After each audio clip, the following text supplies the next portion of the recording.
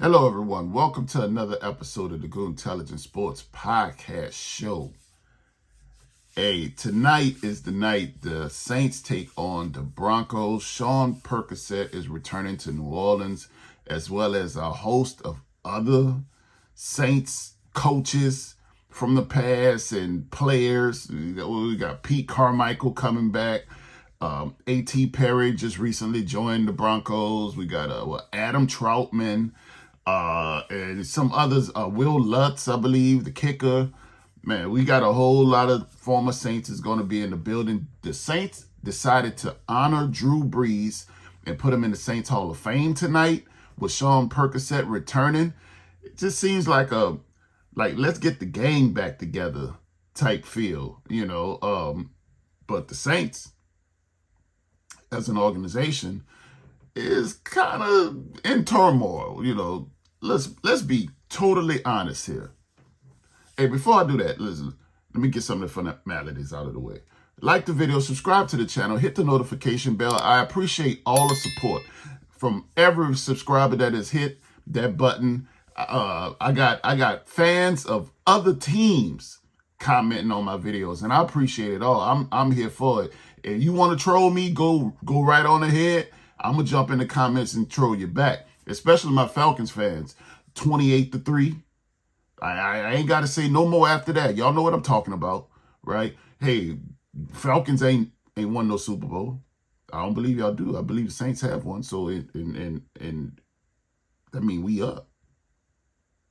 But here, that's neither here nor there. The Falcons gonna break y'all heart too this year. Don't even worry about it. Y'all got Kirk Cousins at quarterback. But anyway, moving right along. So back to what I was saying. Sean Percocet quit on the New Orleans Saints. Let's be totally honest. The man did not want to do a rebuild. He thought he would be able to get a more stable quarterback. He was trying to get that San Diego Chargers job, and the Chargers said no and brought in someone else. So he ended up with the Broncos job and tried to utilize Russell Wilson. He decided Russell wasn't it, shipped him out of town, drafted a quarterback in Bo Nix, and we are where we are today.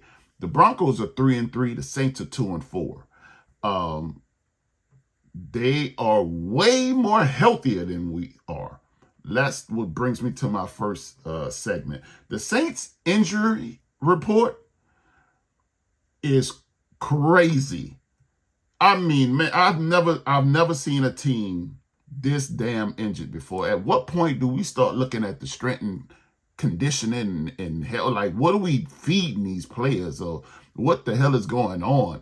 Are we that more susceptible to injuries than other teams? Because we have 17 players on the injury report. 17 is ridiculous. I gotta just show this, man. This is the Saints team from week 1, right? Look at all the red lines. Look at all the red lines from the players that are not here right now, that's not going to play tonight. That's absolutely crazy. That's absolutely crazy. And I understand and I get it. And which leads me to my next point. I'm about to read these off these lines, this injury report.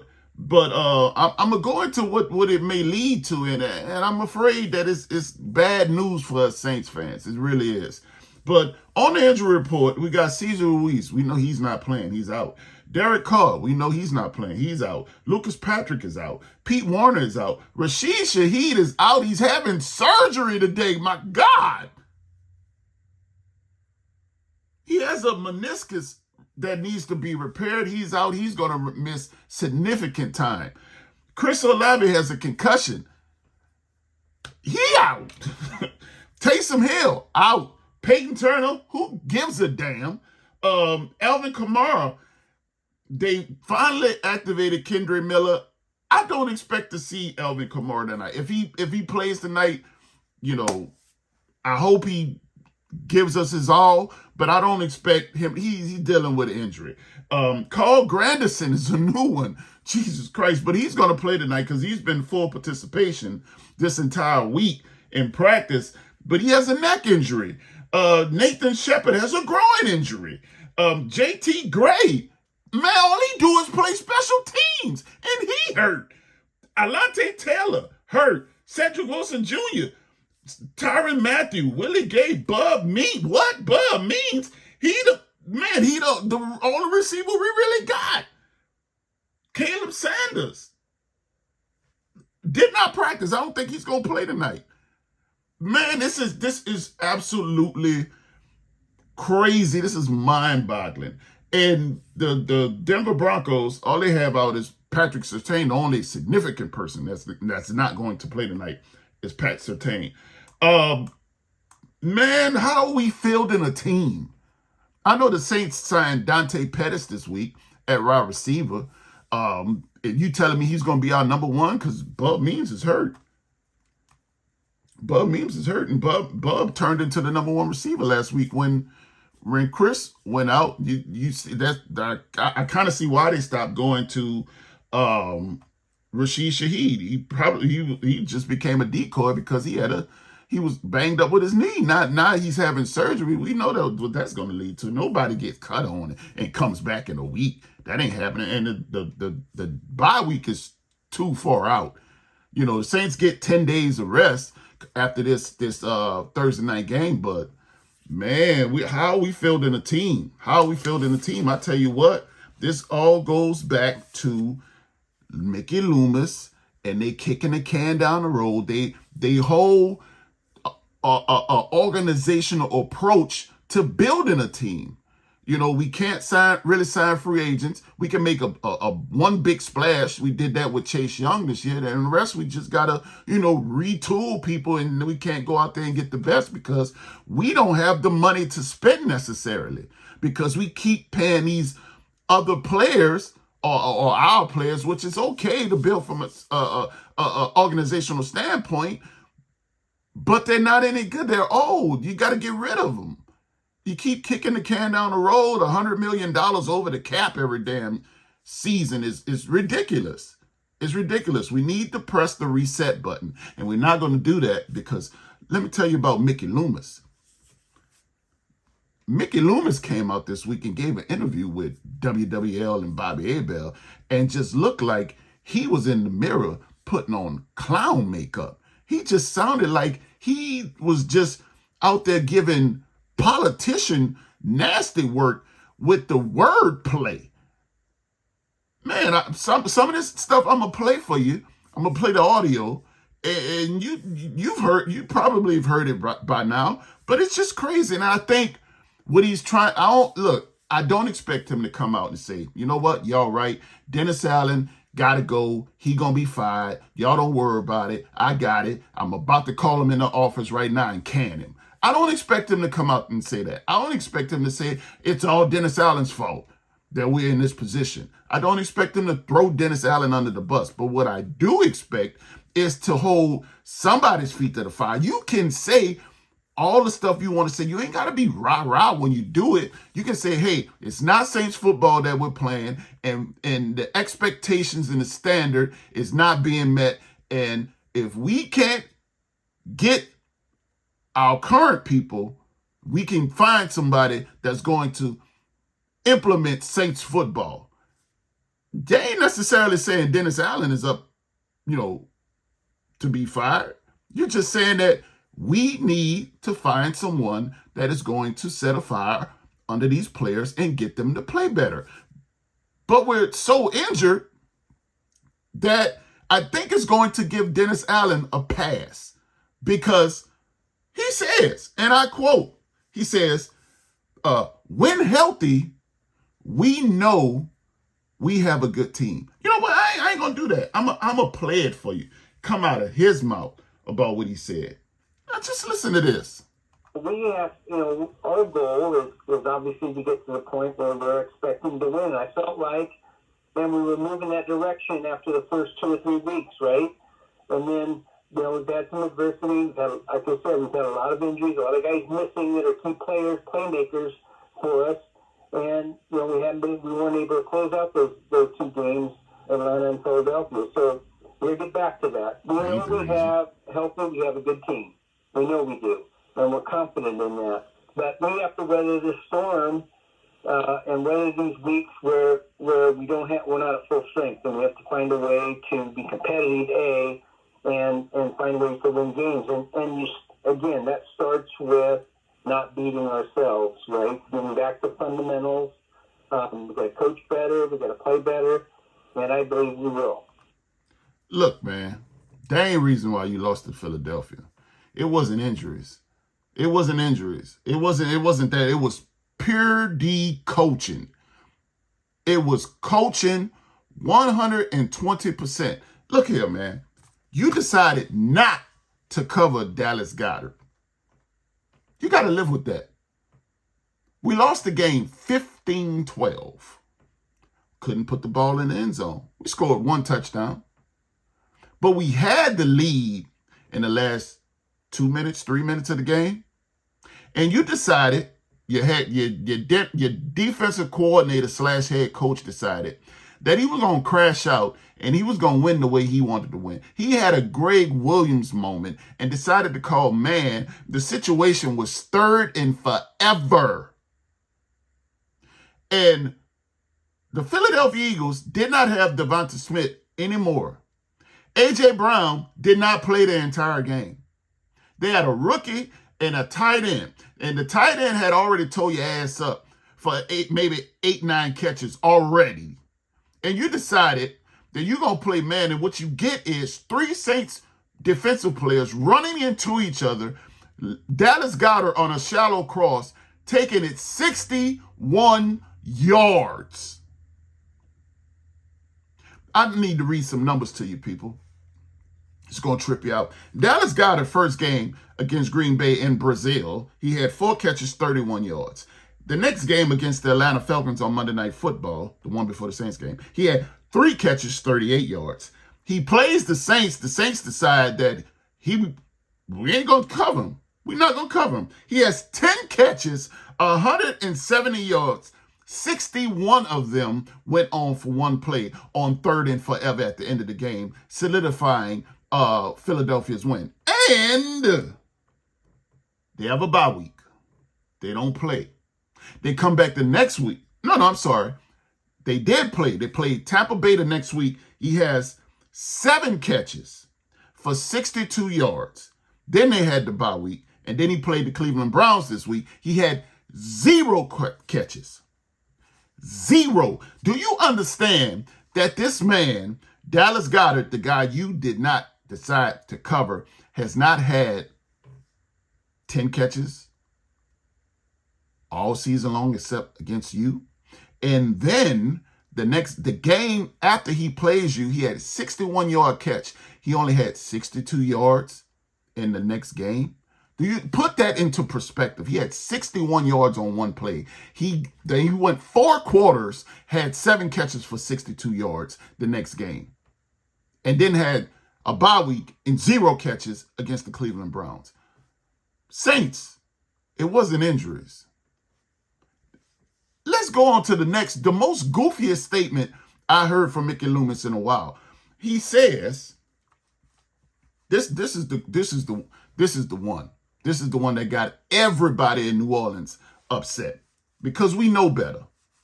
Yeah, but everything you say is accurate. Results matter. They do. But I think one of the things that I think good organizations do is that when you look beyond the results, what's the reason for the result? And how do you fix the reasons that keep you from winning?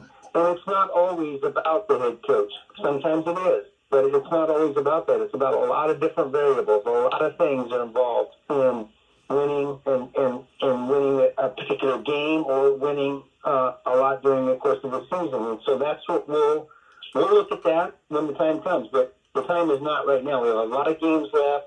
We have a talented team, and we'll see where it goes from here. Bullshit. Man, what?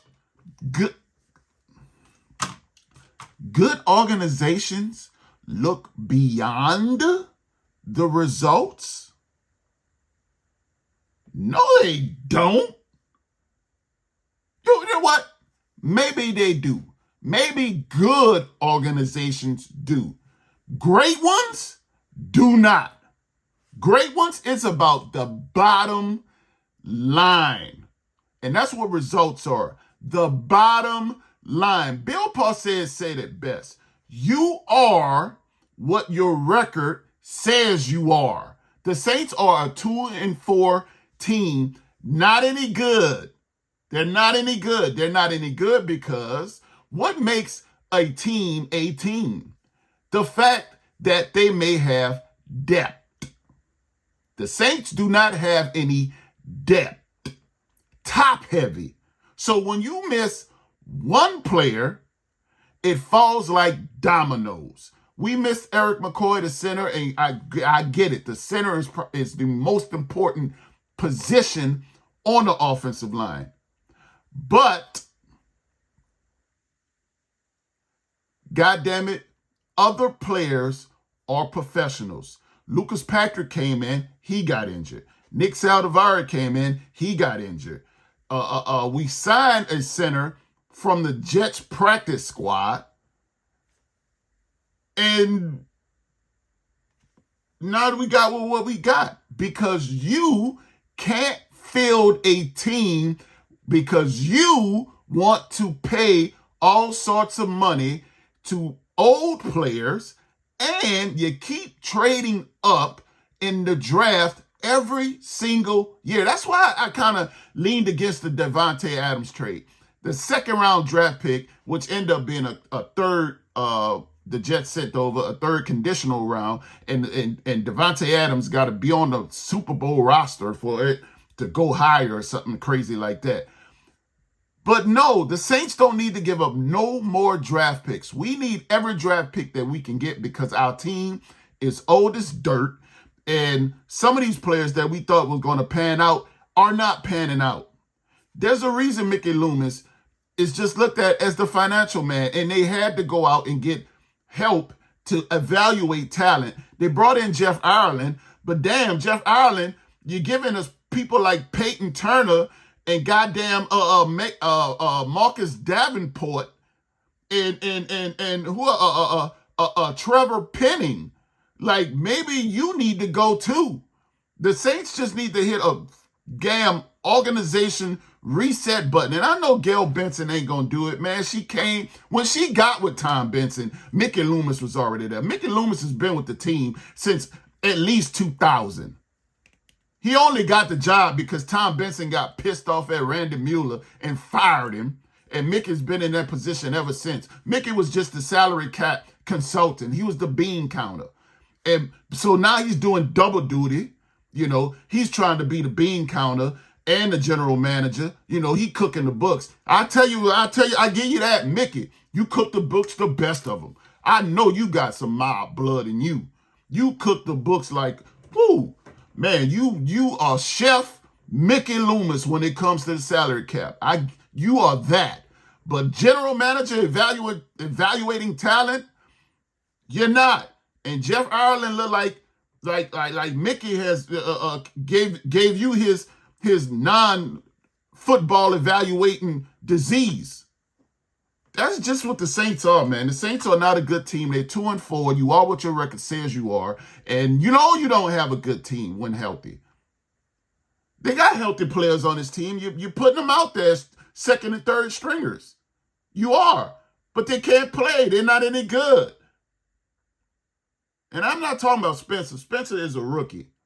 I'm talking about these other players. Cedric Wilson Jr. What has he done this year? Like, it's just crazy with the people we got to depend on. And to hear this man get on the news and say this foolishness. And because of it, I think Dennis Allen will be safe. I just really do. I really believe Dennis Allen's going to be safe. And that's unfortunate. As far as tonight goes, again, Sean Perkins makes his return. Look, I ain't got no prediction for you. I don't see the Saints winning. I don't have a score. I just don't see the Saints winning. And it's not because of what Sean Payton is going to do, because the Broncos aren't really necessarily playing good ball either. They're a 500 ball club. And they lost to the San Diego Chargers. Now, they do have an outstanding defense. Their defense is top 3. But our defense, when healthy, is good, right? Wait, get the hell out of here, man. Stop pissing on my forehead, man. Don't do that, man. Don't do that. And tell me it's rain. Don't spit in my face. Then you decided to honor a quitter. The man quit on you. Damn organization is headed to hell in a handbasket. But we ain't never been that great from an organizational standpoint any damn way. So it's just back to the old New Orleans Saints. We back to my daddy Saints. Terrible. This has been another episode of the Goon Intelligence Sports Podcast Show. I'll be here right after the game to give you my reaction to what we looked at tonight. Hopefully it's a good one. I'm hoping the Saints win. I just don't see it though. I'm not that type to blow smoke up your ass. I ain't gonna do that. But you could have been anywhere else in the world and you decided to share it with me today, and I appreciate you for that. Until next time, peace.